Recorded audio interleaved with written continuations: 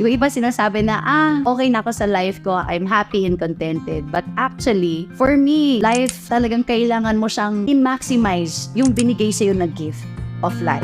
Isipin mo, you breathe, makaka-inhale ka pa, exhale ka pa, you breathe, di ba? Ibig sabihin na that is something for you para mas pag-igihan siya yung buhay na meron ka. So, you need a dream. Dapat ikaw ay may pangarap at nangangarap ka pa. It's because it's the excitement in your life. Alam mo yung meron ka pang ikaka-next level, it's the growth na yung mind mo, gusto mo na, gusto ko mag-next level, next level sa buhay ko. For me, that's one way to be happy in your life, for you to be happy every day.